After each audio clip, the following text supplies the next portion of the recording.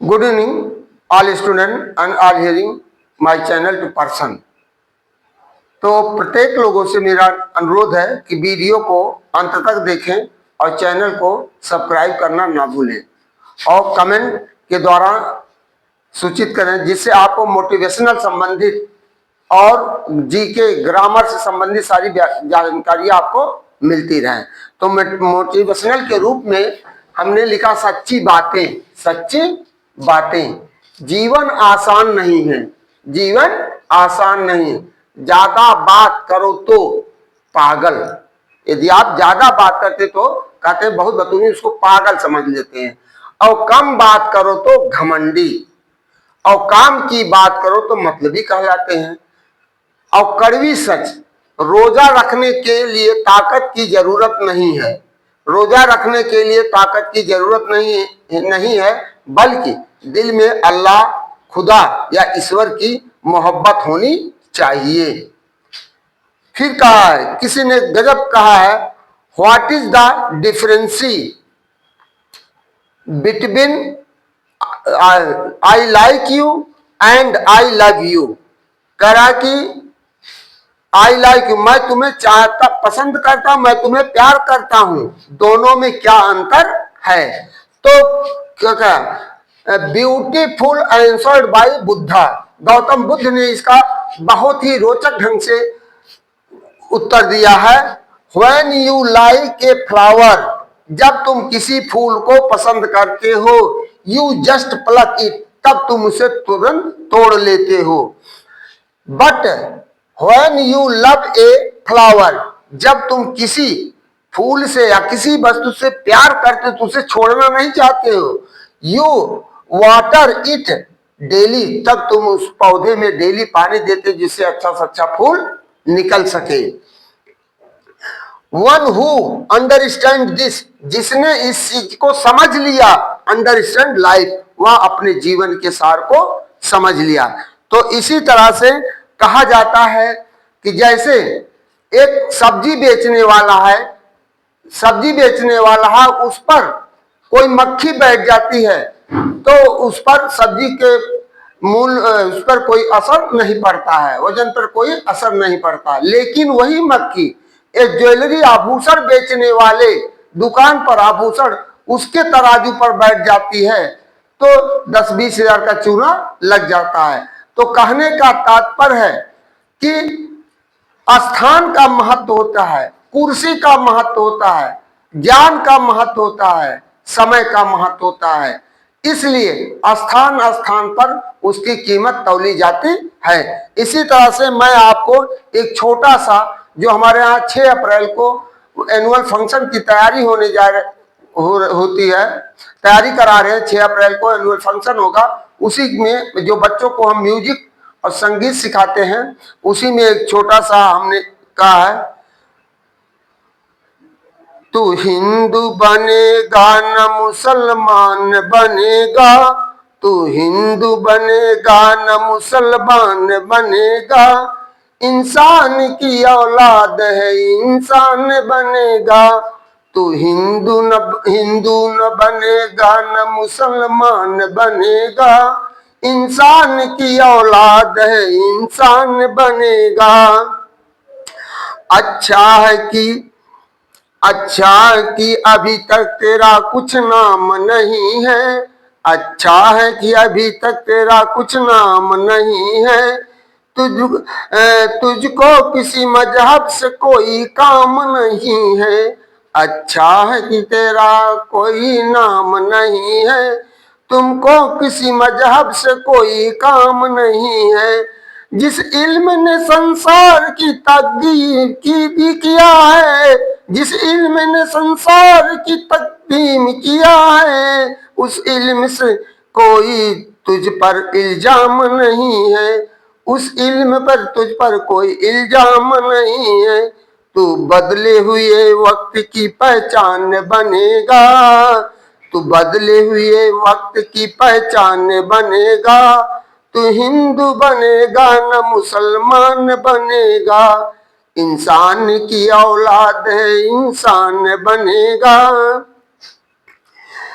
इंसान की औलाद है इंसान बनेगा, मालिक ने हर इंसान को इंसान बनाया, मालिक ने हर इंसान को इंसान बनाया। हमने उसे हिंदू या मुसलमान बनाया, मालिक ने सबको इंसान बनाया। हमने न उसको हिंदू मुसलमान बनाया। कुदरत ने तो हमें बख्शीश दे एक ही धरती, कुदरत ने दे हमको बख्शीश में दे एक ही धरती। हमने कहीं भारत कहीं ईरान कहीं पाकिस्तान है बनाया। तो हिंदू बनेगा न मुसलमान बनेगा, इंसान की औलाद है इंसान बनेगा। तो जो आज मानवता के बीच में जहर घोला जा रहा है, उसी के संदर्भ में एक छोटा सा मैं नगमा आप लोगों के सामने, बहुत पुराना जो 1970 का गाया हुआ है, ये नगमा मैं आप लोगों के सामने प्रस्तुत किया। और 6 तारीख को हमारे यहाँ रंगारंग कार्यक्रम बच्चों के द्वारा ये प्रस्तुत होगा।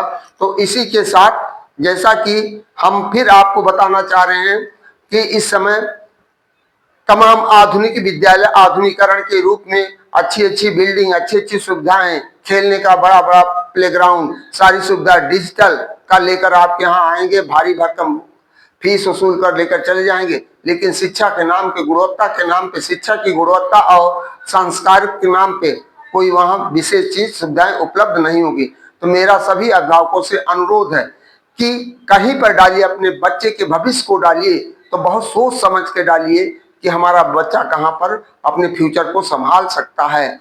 आप 10 रुपये का घड़ा लेने जाते हैं, बर्तन लेने जाते हैं, उसको 20 जगह से ठोक बजा कर देखते हैं, कहीं छिरकत नहीं, कहीं फटत नहीं है, कहीं टूटत नहीं है। लेकिन आप अपने बच्चे के भविष्य को देने जाते हैं तो वहाँ के शिक्षा परक गुणवत्ता के बारे में, टीचर की क्वालिटी के बारे में आप नहीं पूछते हैं कि वह हमारे बच्चे को क्या संस्कार देगा, क्या शिक्षा देगा। और देते हैं क्या, मीनू लिस्ट थमा देते हैं, फला तारीख को नाश्ता लेकर आना, फला तारीख को टिफिन में आना है तो लंच ले पैकेट में, और शनिवार को ये ड्रेस पहन कर आना, शुक्रवार को ये ड्रेस पहन कर आना है।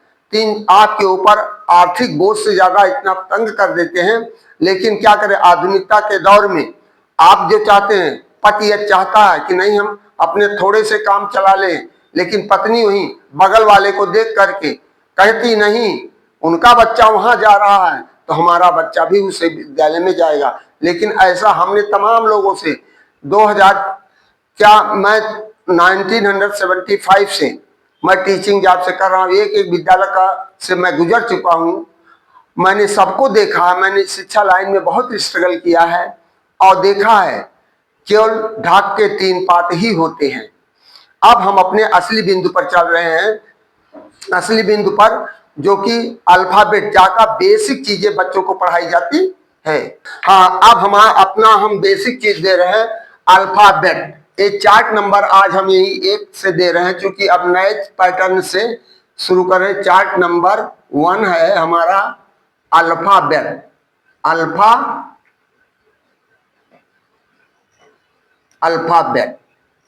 अल्फाबेट यहां मार्क ऑफ इंट्रोगेशन हमें मिलेगा, वर्णमाला। वर्णमाला, अब वर्णमाला है क्या चीज? अब देखिए इसका हमने डिफिनेशन दे दिया। Alphabet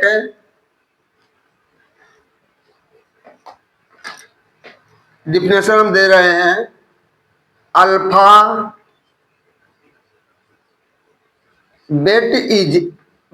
is a group of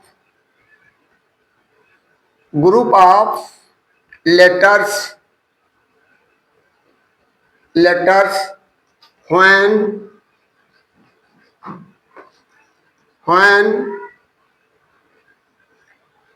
it is written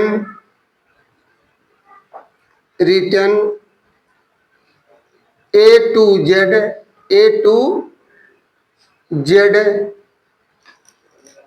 in a series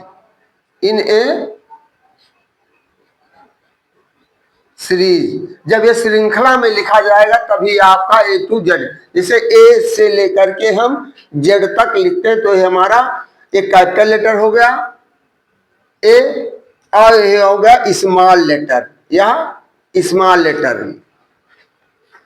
तो दो तरह इसमें भी लिखे, तो 4 प्रकार के लिखे जाते हैं। छापा खाना के होते हैं, एक कैपिटल लेटर लिखने के लिए होते हैं, और कर्सिव लेटर, इसको कई प्रकार से भी लिखा जाता है। तो अब देखिए यहीं से अल्फाबेट, अब इसको अल्फाबेट को हम 2 भागों में डिवाइड कर रहे हैं। अल्फाबेट को हम 2 भागों में डिवाइड किए हैं। अब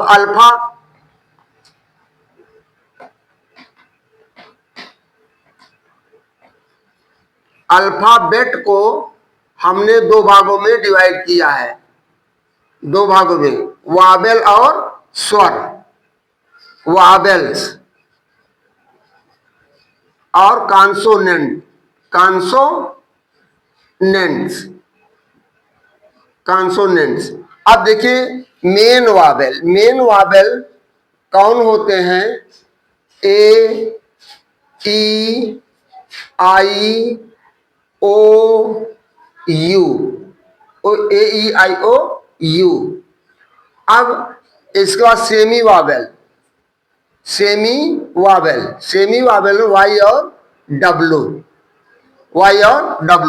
ए हो गए, टोटल संख्या इनकी हो गई 7 और इसकी हो गए 19। इस तरह टोटल लेटर हो गए 26। अभी ज्यादातर लोगों से पूछा जाए कि what is work of vowel and consonant, और what is difference between vowel and consonant, consonant और वावेल में क्या अंतर है? तो मूलतः लोगों को स्वयं नहीं पता, तो बच्चों की क्या बताएंगे। तो यहां हम आपको आज ओरल बता रहे हैं, which letters are given its pronunciation itself is called vowel. जैसे A, E, I, O, U, ए का उच्चारण ए ही देगा, ई का उच्चारण ई ही देगा, ई छोटी चाहे बड़ी। अब देखिए इसका डेफिनेशन है, which letter is not given it pronunciation itself is called consonant. जैसे यहां अब बी को हमने किया बी, सी, के, तो देखिए बी के साथ ई आया है और सी के साथ ई आया है और के साथ ए आया है। तो ये उच्चारण करने की आवश्यकता होती है, और इनका फंक्शन कल आपको हम बताएंगे। When consonant and vowel meet to each other make a meaningful word, यानी कहने का तात्पर्य बिना कॉन्सोनेंट और वावेल के तालमेल से कोई शब्द नहीं बनता है। अभी पूछा जाए स्पेलिंग की हिंदी क्या है, तो ज्यादातर बच्चे इंग्लिश मीडियम में पढ़े लेकिन उनको स्पेलिंग की हिंदी नहीं पता होती कि स्पेलिंग की हिंदी क्या होती है, वर्तनी। उनको ये भी नहीं पता कि वर्तनी क्या है। तो वर्तनी यदि आपका स्पेलिंग करेक्ट जाता है तो आप अपने जीवन में सफल होंगे। तो इसलिए मेरा सभी अभिभावकों और विद्यार्थियों श्रोताओं से अनुरोध है कि वीडियो को अंत तक देखिए और चैनल को सब्सक्राइब करना ना भूलें। और हमारा भी एक छोटा सा विद्यालय है, रिक्वेस्ट है एक बार हमको भी सेवा पर देने का अवसर प्रदान करें। इन्हीं शब्दों के साथ मैं आज का अपना टॉपिक समाप्त कर रहा हूं। कल आपको वावेल और कॉन्सोनेंट और लेटर क्या है यही से मैं आपको दूंगा। थैंक यू, गुड इवनिंग, अलविदा।